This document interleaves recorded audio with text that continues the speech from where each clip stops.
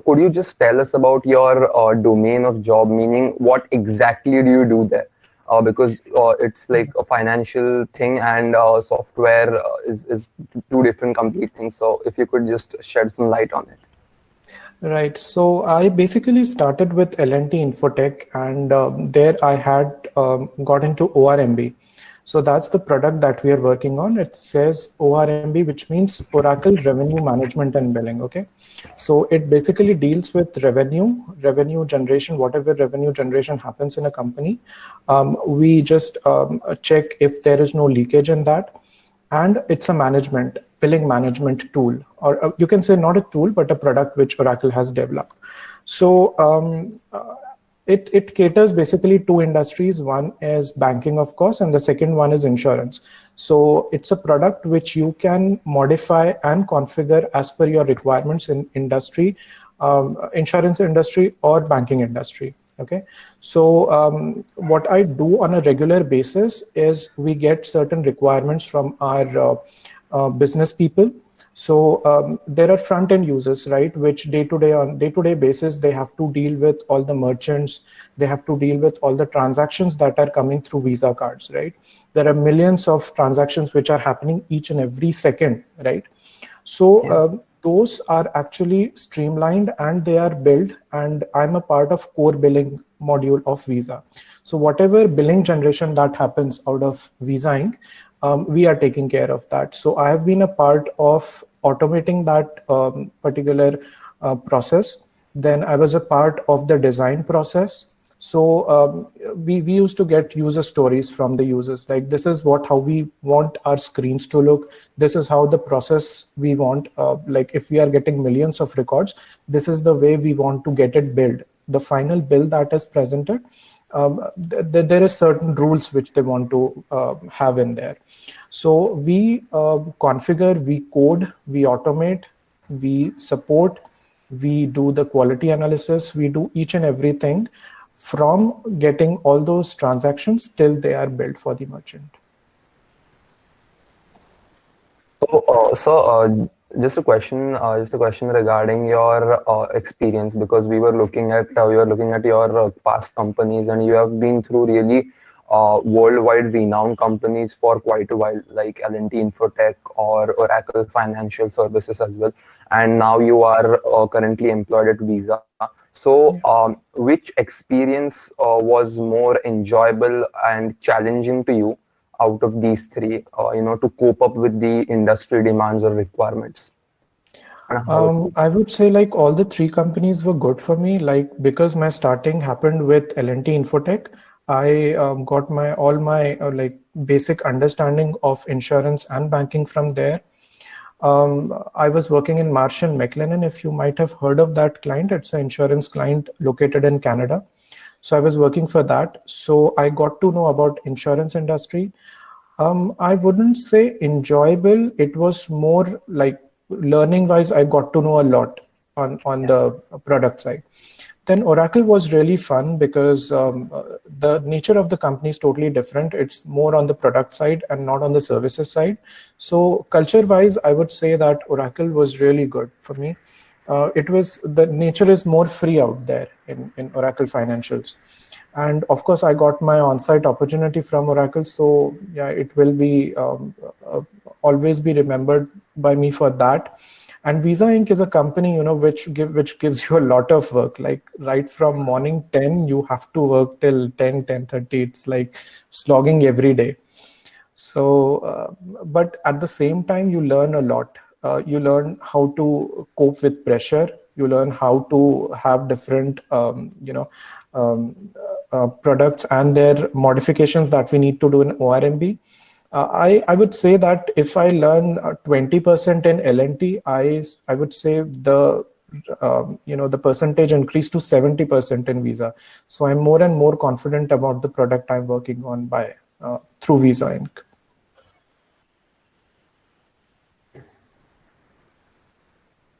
Yeah, please go. The transition between what you work here in India and what you work here in Boston. So I want to ask you that what, according to you, makes a good team player in the sense the team player who's used to work in the conditions like Indian conditions as well as abroad conditions. So what are those essential qualities that makes you a good team player?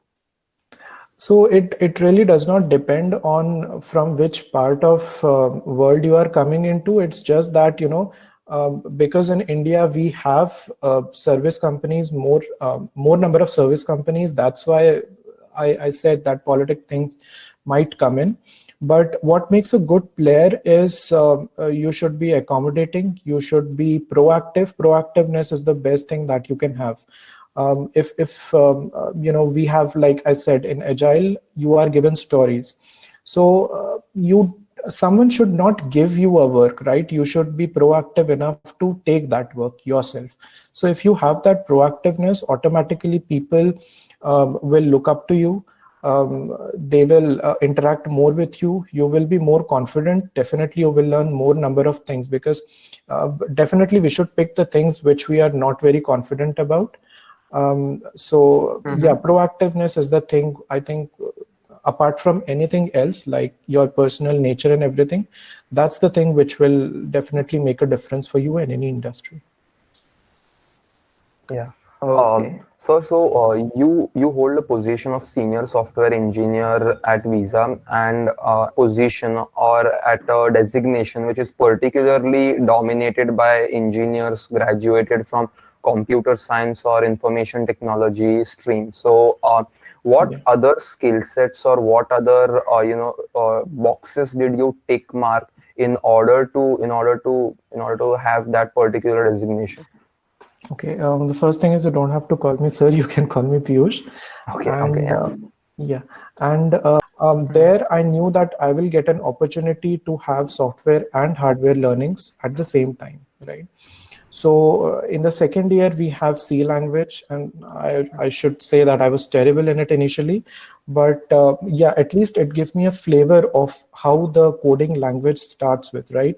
And then, of course, as you go into third year and fourth year, you have microprocessor languages as well, right? Yeah. So it gives you a taste of what programming languages are all about. And at the same time, you have other subjects which tells you about semiconductors, maybe then networks and everything, right? So as I graduated and I knew that I will be going into software industry, right? So the first thing, unfortunately for me, graduation happened in the month of May. Our results were in August, and my joining was in January next year, January 2012. So I had a period of around 6 months. So I was able to brush up on those C related, all the important points on that. Then I did my C++ and Java in those 6 months because I had an ample amount of time for that. So it definitely helped me, because when I went to L&T training, it was a 2.5 months training, and it was really something, because it was again 12 hours of training every day, including a Saturday.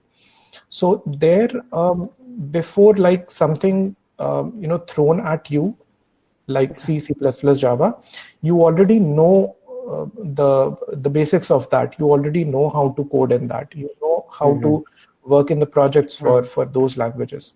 So those were the things that I initially started when you say that I have to check mark, right? So yeah, that's the way I started. Yeah, you just mentioned about C or C++, at that particular time of being the primary languages. But considering the accelerated nature of programming languages, the domain of programming languages today, it's really accelerated, new and new languages coming up in the market. So, Right.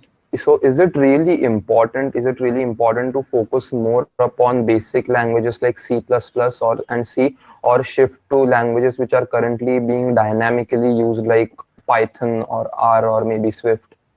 Yeah, if you look at all these languages, right, they have you have to take baby step, right? You cannot go to artificial intelligence or cannot go to Python directly. Definitely in my time, like that's about 9 years back, right? So Java was something that was really popular that time, and everyone was using it, either Java or VB.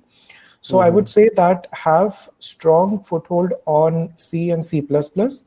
That's something C anyways you are learning, right? C++ is just an extension of that. So try to learn that parallelly. And if you have a strong skill set in these two, I think any language for that matter will be easy for you to go ahead with. But have strong foothold on C, definitely. That will be like your starting point. Yeah.